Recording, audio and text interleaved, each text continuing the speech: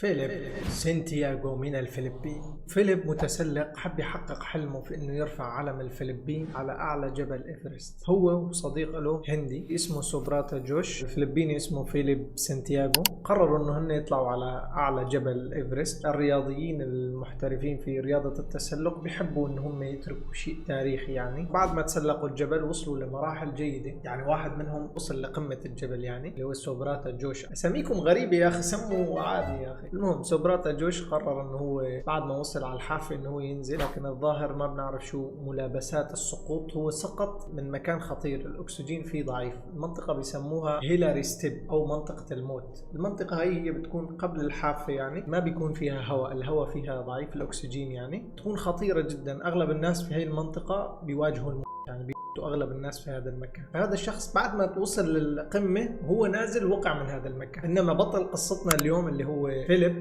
فيليب ما قدر يوصل لقمة الجبل، ما حقق حلمه. بس هل هم أثر السقوط ولا ما من الأكسجين، نقص الأكسجين؟ هذا الشيء راح نشوفه إن شاء الله مع التحقيقات مع الأيام. بيبين ليش ممكن الإنسان يضحي بحياته عشان يوصل لقمة جبل. يعني معلش أنا بحترم الرياضيين وبحترم الأرقام القياسية، بس مش لدرجة إنهي حياتي. يعني نفس الشيء على السبيل المماثل لاعبين كمال الأجسام كمان عندهم مشكلة، خصوصا اللي بيلعبوا بطولات. ما بحكي اللي بيروح على الجيم وهيك عادي، لا بحكي عن لاعبين البطولات ياخذوا سترويد وهرمونات وكذا علشان ضخموا نفسهم، بس عشان يربح بطولة. راح تجيب لك مصاري اوكي وشهرة مؤقتة يعني، او قليلة بصراحة انا بشوفها قليلة. يعني $1,000,000 مثلا ولا $2,000,000 مش رقم تضيع حياتك مشانه. صراحة في ناس عندها وجهة نظر مختلفة عني، انا بحترم وجهات النظر كلياتها، لكن بصراحة انا بشوف مبالغة انك تروح تضحي بحياتك عشان توصل للجبل. ما اعتقد انه الفلبين راح تعمل لك شيء. يعني طبعا اثنينهم يا شباب وصلوا ل 8000 متر فوق سطح الارض، واحد منهم وصل تقريبا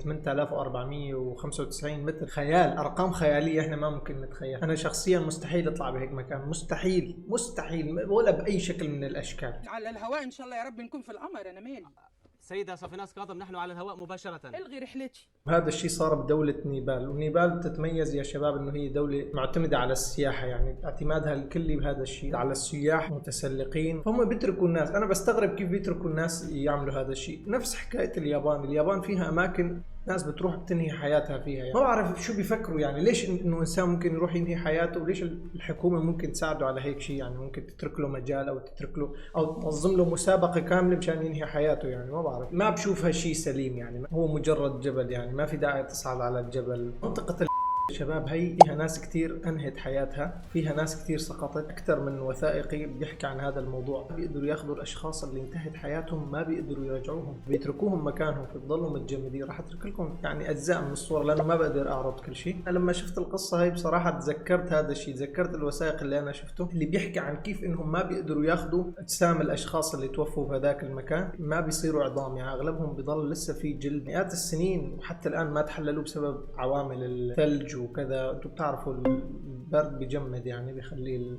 الشيء يضل على حالته قدر الامكان. يعني طبعا مع الاسف السيد فيليب فقدناه والسيد سوبراتا فقدناهم علشان جبل ايفرست.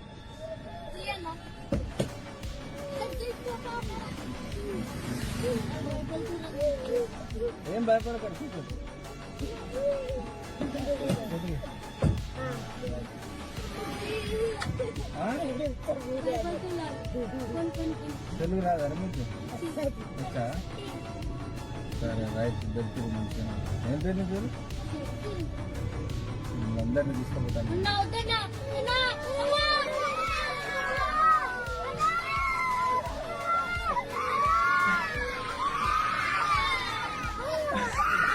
اقسم بالله يا جاب الشوفير هذا عبقري، اعطاهم درس ما راح ينسوه في حياتهم. انه انت ما تركب مع حدا ما بتعرفه. يعني انت شخص حتى لو قريبك اساسا ما لازم تطلع معه، لازم يكون من الدرجه الاولى بعيلتك، خصوصا انت الطفل لازم يكون بمعرفه اهلك. ما بيصير اي واحد بيوقف لك بالشارع تطلع معه. طبعا الاطفال بريئين نفسهم يركبوا بسياره وكذا، بنعرف هذا الشيء. نحن هذا خطر، لازم انت كمشاهد اذا عندك اخ صغير، اذا انت اب او كذا، لازم تنتبه عليهم، تحذرهم وتعلمهم وتعرضهم موقف لمثل هيك حتى يفهموا. في مواقف مثل هيك بتصير، الاولاد بينخطفوا بسبب هيك موقف. لا تطلعوا مع اي حدا بسياره انتم ما بتعرفوه. يعني هموتك واخلص منك، هموتك واخلص منك. ايه ده؟ ايه ايه ده؟ ايه مفيش حاجة. انت ايه اللي انت بتعمله؟ ايه اللي انت بتعمله؟ مفيش. كنت بهزر معاك. ايه اللي بهزر معاك؟ ايه اللي بهزر بهزر معاك معاك؟ يا محمد، في ايه؟ ايه العبط اللي انت بتصحدي صح كده؟ محمد انت هتضربني؟ انت عبيطه ولا بتقتلي؟ طبعا انا ما راح اكمل الفيديو لانه الفيديو كله عباره عن طوط وطوط لانه هو تعصب. المقالب اللي بتنفع مع الاجانب ما بتنفع معنا، احنا لنا مقالب باسلوب مختلف، اسلوبنا مختلف نحن العرب، ما بيصير نعمل مقلب على اسلوب الاجانب شو ما بدهم نعمل على كيف. النوم ما في مزح، الانسان النايم مثل الانسان اللي متوفي يعني غايب عن الحياه، لما يصحى يلاقي هيك موقف هو ما بيعرف، ما عنده ادراك، ممكن هو كان حلمان كابوس، واحد عم يقتله، واحد عم ينهي حياته. لا تمزحوا مزح الاجانب. المقالب بالذات انا ما بحبها لانه هي اساسا حرام بالدين، ادخلوا بالدين شوفوا المقالب حرام يا شباب، افزاع على المسلم. مقالب بلاها، كان ممكن نمزح، كان ممكن نعمل شويه كيك، انا ما بعرف شو قصتي مع الكيك يعني، بس يعني اي اكل ناكلها وننبسط، ما في داعي نعمل مقلب عشان ننبسط ونصير ترند. في النهايه يمكن اتطلقت ولا شيء مشان بسبب هذا الفيديو المستفز. هذا اليوتيوبر بيعمل ريفيوز للاكل في حول العالم، يعني تقريبا هو راح على دوله، راح واحده من الدول الاسيويه، هاي الدوله فيها بياكلوا اكل غريب، هو حب يجربه وخلى صديقه كمان يجربها، كيف اكلوها ما بعرف. So what's next? What do we do? Do we grill it here? Cá này mình sẽ ăn sống ạ. He's saying we're gonna eat it like this. هو بيسألهم كيف تاكلوه يعني، فأنا بيقولوا له eat like this يعني بده ياكلوه هيك زي ما هو طازة. معلم شوفوا. He's got to be messing with us, right? There's no way, This bro. isn't a real thing. What is this? It's meat and the flour of the Salad, huh? banana, some sour vinegar. وردة الموز أو شجرة الموز. Oh my god, I would never do that. I would not catch one. Bro, what is going on? So he grabbed the fish, he put it in the salad, he pinches it together with the salad. Dude, what is going on? No, I would not eat that. I would not eat that. أكلها يا شباب والله أكلها.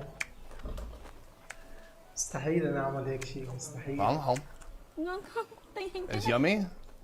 Hơi mặn một chút. Let it be والله راح salty. تبكي يا Well, رجل it's مبين. salty. That's his only critique. قال لك Andrew, مالح. please, I don't want to be rude. Here's the salad. Find your fish. There's some big ones in there. What are you waiting on? What are we gonna do here? Oh, that one's microscopic. Well, Oh, it's I'm not so gonna do tiny. a big one, bro. All right, so it's swimming in the salad. It's alive. You don't have to do it. I'm fucking doing this shit, man. Oh, I need more banana flour. Is this safe? Look at this guy. He looks healthy. He's like strong like an ox. احكي له إنه هذا الشيء آمن يعني مسموح إنه ناكله. قال له شوف صحته ما فيه شيء، ممكن هو لسه صغير بالعمر، ممكن لقدام نشوف يصير فيه شيء. Oh, it's kicking. Don't move. Don't think about it. Just give it one firm bite to kill it. كيف عملت؟ Is it swimming in your mouth? يسبح بتمه عم بيحكي Just try له. to enjoy it a little bit. Andrew, don't be rude. Can you give us a mid-bite review? انظروا ضحى بلسانه مشانك. والله بعد هيك اكل الواحد بيحتاج شوية كلور يا شباب، شوية مية نار. انا بحترم الاكل طبعا وبحترم اذواق الاكل، اكيد في ناس بالدول العربية بتاكل السمك من غير طبخ، عادي بيحبوه يعني بيكون مطبوخ بطريقة مختلفة او مميزة، بس طازة مشوي ومقلي ما عم نعرف ناكل. الاسيويين بياكلوا اي شيء يا شباب، عندهم مسموح كل شيء تاكل يعني، المهم تعيش. بعتقد هذا سبب المجاعات السابقة اللي صارت مع اجدادهم. خليك انت كل معلم السمكة تبعيتك مع السلطة واتركني انا معلم مع الفول والفلافل. بس هذا كان كل شيء عنا اليوم، لا تنسوا تعملوا لنا لايك واشتراك، وشوفنا فيديوهات الجاية. تحياتي لكم جميعا، السلام عليكم ورحمة الله.